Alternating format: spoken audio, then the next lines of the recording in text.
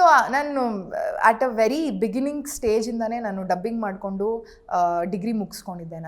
ನಂಗೆ ಮುಂಚೆಯಿಂದನೂ financial independence ಬೇಕಿತ್ತು ನನಗೆ. ನಮ್ಮ ಅಪ್ಪ ಅಮ್ಮ ಪಾಪ they were very supportive to everything. But ನನಗೆ ಅವಾಗಿಂದನೇ ಒಂಥರ ಸ್ವಾಭಿಮಾನ, ನನ್ನ ದುಡ್ಡು ನಾನು ದುಡಿಬೇಕು, ಯಾರನ್ನೂ ಕೇಳಬಾರ್ದು ನಾನು. ಯಾರ ಹತ್ರನೂ ಅಪ್ಪ ನನಗಿಷ್ಟು ದುಡ್ಡು ಕೊಡಪ್ಪ ನನ್ನ ಖರ್ಚಿಗೆ, ಖಂಡಿತವಾಗ್ಲೂ ನಂಗೆ ಆ ಥರದ್ದು ಇರಲಿಲ್ಲ. ಕಾಲೇಜ್ ಫೀಸ್ ಮಾತ್ರ ನನ್ನ ಪೇರೆಂಟ್ಸ್ ಕಟ್ಟೋರು, ಮಿಕ್ಕಿದಕ್ಕೆಲ್ಲ ನನ್ನ ದುಡ್ಡು ನಾನು ಡಬ್ಬಿಂಗ್ ಮಾಡಿಬಿಟ್ಟು ಏನು ದುಡ್ಡು ಬರ್ತಿತ್ತೋ ಅದು ನಾನು ದುಡ್ಕೊಂತಿದ್ದೆ. ಸಂಜೆ ಎಲ್ಲ ಕಾಲೇಜ್ ಮುಗಿಸ್ಕೊಂಡು ಸಂಜೆ ಡಬ್ಬಿಂಗ್ ಹೋಗ್ಬಿಟ್ಟು ಡಬ್ಬಿಂಗ್ ಮಾಡಿಬಿಟ್ಟು ರಾತ್ರಿ ಮನೆಗೆ ಬರ್ತಿದ್ದೆ ನಾನು. ಸೊ ನಾನು ಮುಂಚೆಯಿಂದನೂ ಮಲ್ಟಿ ಟಾಸ್ಕಿಂಗ್ ಮಾಡ್ತಾಯಿದ್ದೀನಿ. ಸೊ ನನಗದೇನು ಕಷ್ಟ ಅಂತ ಅನಿಸ್ಲಿಲ್ಲ. ಡಬ್ಬಿಂಗು ಈ ಸೀರಿಯಲ್ ಅಷ್ಟು ಏನು ನಮ್ಮ ಟೈಮ್ ತೊಗೊಳ್ಳಲ್ಲ, ಡಬ್ಬಿಂಗ್ ಸ್ವಲ್ಪ ಕಡಿಮೆ ಟೈಮ್ ತೊಗೊಳ್ಳೋದು. ಸೊ ಡಿಗ್ರಿ ಆದಮೇಲೆ ನಾನು ಎಮ್ ಬಿ ಎ ಮಾಡಬೇಕಾದ್ರೆ ನಾನು ರಾಮಾಚಾರಿ ಮಾಡ್ತಿದ್ದೆ. ಅವಾಗ already Ramachari MBA first year ನಂಗೆ ರಾಮಾಚಾರಿ ಸಿಕ್ಕಿದ್ದು. ಸೊ ಸ್ಟಾರ್ಟಿಂಗಲ್ಲಿ ಸ್ವಲ್ಪ ಕಷ್ಟ ಅನಿಸೋದು ನನಗೆ, ಯಾಕೆಂದರೆ MBA is not a small, it's a master degree. So ಹಾಗಾಗಿ ತುಂಬ ಟೈಮ್ ಬೇಕು. ಮತ್ತು ನಂಗೆ ರಾಮಾಚಾರಿ ಸ್ಟಾರ್ಟಿಂಗಲ್ಲಿ ತುಂಬ ಡೇಟ್ಸ್ ಬರೋದು, ಕಾಲೇಜ್ಗೆ ಹೋಗೋಕ್ಕೆ ಆಗ್ತಾ ಇರಲಿಲ್ಲ ನನಗೆ. ಬಟ್ ನಾನು ಹಂಗೂ ನಾನು ಏನು ಮಾಡ್ತಿದ್ದೆ, ಶೂಟಿಂಗ್ ಮುಗಿಸ್ಕೊಂಡು ಮನೆಗೆ ಬಂದು ರಾತ್ರಿ ಎಲ್ಲ ಓದ್ಕೋತಾ ಇದ್ದೆ ನಾನು. ಆ್ಯಂಡ್ ನಾನು ಸ್ವಲ್ಪ ಆ್ಯಾವ್ರೇಜ್ಗಿಂತ ಚೂರು ಜಾಸ್ತಿ ಚೆನ್ನಾಗಿ ಓದೋ ಸ್ಟೂಡೆಂಟು. ಹಾಗಾಗಿ ಎಕ್ಸಾಮ್ ಇನ್ನೇನು ಒಂದು ವಾರ, ಒಂದು 15 ದಿವಸ ಇದೆ ಅನ್ಬೇಕಾದ್ರೆ ಶೂಟಿಂಗಿಗೆಲ್ಲ ರಜಾ ಕೇಳಿಬಿಟ್ಟು ಮನೇಲಿ ಕೂತ್ಕೊಂಡು ಕ್ಲೀನಾಗಿ ಓದ್ಕೊಂಡು ಎಕ್ಸಾಮ್ಸ್ ಹೋಗಿ ಅಟೆಂಡ್ ಮಾಡ್ತಿದ್ದೆ. ಸೊ ನನಗೆ ಮ್ಯಾನೇಜ್ ಮಾಡೋದೇನು ಕಷ್ಟ ಅಂತ ಅನ್ನಿಸ್ಲಿಲ್ಲ. ಇವಾಗಲೂ ಅಷ್ಟೇ. ನೆಕ್ಸ್ಟ್ ಈ ಜೂನಿಂದ ನಾನು ಲಾ ಜಾಯ್ನ್ ಆಗ್ತಾಯಿದ್ದೀನಿ, ಈ ಕಡೆ ಈ ಸೀರಿಯಲು ಮಾಡ್ತಾಯಿದ್ದೀನಿ. ಸೊ ಆರಾಮಾಗಿ ಮ್ಯಾನೇಜ್ ಮಾಡ್ಬೋದು. ಬಟ್ ಹೇಗೆ ಟೈಮ್ ಮ್ಯಾನೇಜ್ಮೆಂಟ್ ಅನ್ನೋದು ಸ್ವಲ್ಪ ನಾಲೆಜ್ ಇರಬೇಕಷ್ಟೇ. ಆ ಟೈಮ್ ಮ್ಯಾನೇಜ್ಮೆಂಟ್ ನಾಲೆಜ್ ಇದ್ದರೆ ಆರಾಮಾಗಿ ಮ್ಯಾನೇಜ್ ಮಾಡ್ಬೋದು. ಸೊ ಓಕೆ,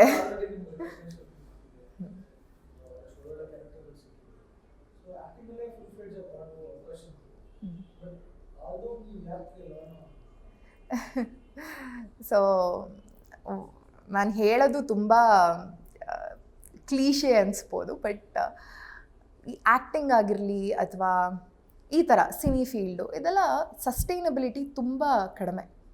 ಇವಾಗ ನಾನು ಇನ್ನೊಂದು 5 ವರ್ಷ ನಾನು ಈ ಥರ ಪಾತ್ರಗಳು ಮಾಡ್ಕೊಂಡು ಹೋಗ್ಬೋದು. ಬಟ್ ಡೌನ್ ದ ಲೈನ್ 6ನೇ ವರ್ಷ ನನಗೆ ಅಮ್ಮನ ಪಾತ್ರನೋ ಅಥವಾ ಅಕ್ಕನ ಪಾತ್ರನೋ ಕೊಡ್ತಾರೆ. ಸೊ ಆ ಮಟ್ಟಕ್ಕೆ ಹೋಗಿ ನನಗಿಷ್ಟ ಇಲ್ದಿರೋ ಪಾತ್ರಗಳಿಗೆ ಒಪ್ಕೊಂಡು ಮಾಡೋವಂಥ ಜೀವನ ನನಗಿಷ್ಟ ಇರಲಿಲ್ಲ ಮುಂಚೆಯಿಂದನೂ. ಆ್ಯಂಡ್ ಆಲ್ಸೋ ನನಗೆ I knew education is very much important. ನಾನು ಇವತ್ತು ಆ್ಯಕ್ಟರ್ ಆಗಿಬಿಟ್ಟು ನಿಮ್ಮ ಮುಂದೆ ಕೂತ್ಕೊಂಡು ಇಷ್ಟು ಚೆನ್ನಾಗಿ ಮಾತಾಡ್ತಾ ಇದ್ದೀನಿ ಅಂದರೆ it is not because I am an actor, it is because I have had my proper education. ನಾನು ಓದಿದ್ದೀನಿ, ನನ್ನ ಮಾಸ್ಟರ್ಸ್ ಮಾಡ್ಕೊಂಡಿದ್ದೀನಿ, ನನಗೆ ನಾಲೆಜ್ ಇದೆ. ನಾನು ಏನು ಒಂದು ಕ್ಯಾಮ್ರಾ ಮುಂದೆ ಏನು ಮಾತಾಡಬೇಕು, ಆಡಿಯನ್ಸ್ ನನ್ನಿಂದ ಏನು ಎಕ್ಸ್ಪೆಕ್ಟ್ ಮಾಡ್ತಾ ಇದ್ದಾರೆ, ನನ್ನ ನೋಡ್ತಿರೋ ನನ್ನಿಂದ ಏನು ಎಕ್ಸ್ಪೆಕ್ಟ್ ಮಾಡ್ತಿದ್ದಾರೆ ಅನ್ನೋದಕ್ಕೆ ನನಗೆ ಎಜುಕೇಷನ್ ಏನೇ. ಸೊ ಹಾಗಾಗಿ ನನ್ನ ಪೇರೆಂಟ್ಸು ಅಷ್ಟೇ, ನಮ್ಮ ಅಪ್ಪ ಅಮ್ಮ ಇಬ್ಬರು ಎಜುಕೇಟೆಡ್ ಆಗಿರೋದ್ರಿಂದ ಎಜುಕೇಷನ್ ಮೇಲೆ ಅವರು ತುಂಬಾ ನನಗೆ ನಾಲೆಜ್ ಮುಂಚೆಯಿಂದನೂ, ನೋಡು ನಿನ್ನ ಲೈಫಲ್ಲಿ ಏನೇ ಮಾಡು ಬಟ್ ನಿನ್ನ ಕೈಯಲ್ಲಿ ಎಜುಕೇಷನ್ ಇರಬೇಕು. ನಾಳೆ ದಿವಸ ನಿನಗೇನು ಆಪರ್ಚುನಿಟಿ ಇಲ್ಲ, ನೀನು ಮನೇಲಿ ಖಾಲಿ ಕೂತಿದ್ಯಾ ಅಂದಾಗ ನಿನ್ನ ಎಜುಕೇಷನ್ ನಿನ್ನ ಕೈ ಹಿಡಿಯುತ್ತೆ ಅನ್ನೋದು ನನಗವ್ರು ಮುಂಚೆಯಿಂದನೂ ನನಗೆ ಮನವರಿಕೆ ಮಾಡಿದರು. ಸೊ ಹಾಗಾಗಿ ಎಷ್ಟೇ ಕಷ್ಟ ಆದ್ರೂ ತುಂಬ ಸತಿ ನನಗೆ MBA ಮಾಡಬೇಕಾದ್ರೆ ತುಂಬ ಕಷ್ಟ ಆಗೋದು, ಈ ಕಡೆ ಎರಡೂ ಮ್ಯಾನೇಜ್ ಮಾಡೋಕ್ಕೆ. ಬಟ್ ಹಂಗೂ ನಾನು ಬಿಡಲಿಲ್ಲ, ನಾನು ತುಂಬ ಹಾರ್ಡ್ ವರ್ಕ್ ಮಾಡಿ ನನ್ನ ಮಾಸ್ಟರ್ಸ್ನ ಮುಗಿಸ್ಕೊಂಡೆ. ಎಜುಕೇಷನ್ ಬೇಕೇ ಬೇಕು. ಈ ಫೀಲ್ಡ್ ಆಗಿರಲಿ, ಯಾವುದೇ ಫೀಲ್ಡ್ ಆಗಿರಲಿ, ನಾಳೆ ದಿವಸ ಏನೂ ಇಲ್ಲ ಅಂದಾಗ ಎಜುಕೇಷನ್ ನಮ್ಮ ಕೈ ಹಿಡಿಯುತ್ತೆ. ಆ್ಯಂಡ್ ನಮ್ಮ ವಿದ್ಯೆಗಿರುವಂಥ ಮಹತ್ವನೇ ಬೇರೆ. ನಾನು ಇವಾಗ ನಿಮ್ಗೆ ಹೇಳ್ತೀನಿ, ಏನು ಅನ್ಕೊಬಾರ್ದು ಆಡಿಯನ್ಸು. ನನಗೆ ಎಲ್ಲರೂ ಹೋದಾಗ ನೀವೇನು ಮಾಡ್ಕೊಂಡಿರೋದು, ನಾನು ಆ್ಯಕ್ಟ್ರೆಸ್ಸು. ಓ ಹೌದಾ, ಏನು ಓದಿದ್ದೀರಾ, MBA ಅಂದರೆ ಓ MBAನಾ ಅಂತ ಅದೊಂದು ವೇರಿಯೇಷನ್ ಕೊಡ್ತಾರೆ. ಸೊ ಜನ ಕಲ್ದಿದ್ರು ನಮಗೋಸ್ಕರನಾದರೂ education is very important. Roller coaster journey, ಸಿಕ್ಕಾಪಟ್ಟೆ ಡೌನ್ಸ್ ನೋಡಿದ್ದೀನಿ ನಾನು, ಹಾಗೆ ಇತ್ತೀಚೆಗೆ ಹೈಸ್ ನೋಡ್ತಾ ಇದ್ದೀನಿ ನಾನು. It feels very unreal sometimes. Okay, ನಾನು ಅನ್ಕೊತಿರ್ತೀನಿ A ಆ್ಯಂಡ್ B ಅನ್ನೋ 2 ದಾರಿಗಳಿರುತ್ತೆ. ನಾನು ಇವತ್ತು A ಚೂಸ್ ಮಾಡ್ಕೊಂಡಿದ್ದೀನಿ, B ಚೂಸ್ ಮಾಡ್ಕೊಂಡಿದ್ರೆ ನನ್ನ ಲೈಫ್ ಹೆಂಗಿರೋದು ಅಂತ ಎಷ್ಟೊಂದು ಸತಿ ಅಂದ್ಕೊಂಡಿದ್ದೀನಿ. ಒಂದೊಂದು ಸತಿ ಅಂದ್ಕೊಂಡಿದ್ದೀನಿ, ಬೇಕಾ ಇವೆಲ್ಲ, ಬಿಟ್ಬಿಟ್ಟು ಸುಮ್ಮನೆ ಕೆಲ್ಸಕ್ಕೆ ಹೋಗೋಣ, ಓದಿದ್ದೀನಿ ಕೆಲ್ಸಕ್ಕೆ ಹೋಗೋಣ ಅಂತಲೂ ಅನಿಸಿದೆ. ಬಟ್ ಅದೇನು ಅಂದರೆ ಕಲಾವಿದರಿಗೆ ಒಂದು ಸತಿ ಬಣ್ಣ ಹಚ್ಚಿದ ಮೇಲೆ ಅದನ್ನು ಬಿಟ್ಟು ಹೋಗೋದು ತುಂಬ ಕಷ್ಟ. ಹಾಗಾಗಿ ಕಷ್ಟನೋ ಸುಖನೋ ಇಲ್ಲೇ I have to earn my bread and butter ಅಂತ ಮಾಡ್ತಾಯಿದ್ದೀನಿ ಇವಾಗ. ಸಿ ಮೆನಿ ಡೌನ್ಸೇ ಜಾಸ್ತಿ ನೋಡಿರೋದು ನಾನು ಅಪ್ಸ್ಗಿಂತ. ಇವಾಗ ಅಪ್ಸ್ ನೋಡ್ತಾ ಇದ್ದೀನಿ. So it's a proper roller coaster journey ನಂದು.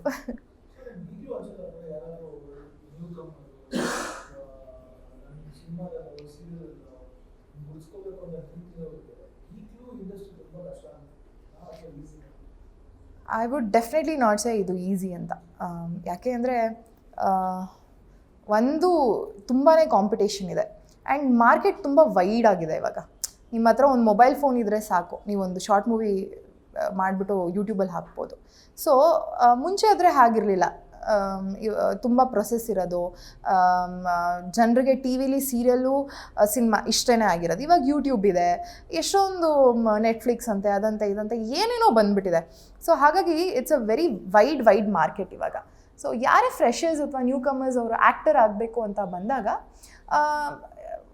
ಒಂದು ಸ್ವಲ್ಪ ಮೇಕ್ ಯುವರ್ ಓನ್ ರಿಸರ್ಚ್, ಯೋಚನೆ ಮಾಡಿ. ಓಕೆ, ಇವಾಗ ಇಷ್ಟು ಇಲ್ಲಿ ಕಾಂಪಿಟೇಷನ್ ಇದೆ ಆ್ಯಂಡ್ ನಾವು ಎಷ್ಟೇ ಹಾರ್ಡ್ ವರ್ಕ್ ಮಾಡಿದ್ರು ಆ ಲಕ್ ಅನ್ನೋ ಒಂದು ತಿನ್ ಲೈನ್ ಇಲ್ಲ ಅಂದರೆ ಖಂಡಿತವಾಗ್ಲೂ ಇಲ್ಲಿ ಸರ್ವೈವ್ ಆಗೋದು ತುಂಬ ಕಷ್ಟ.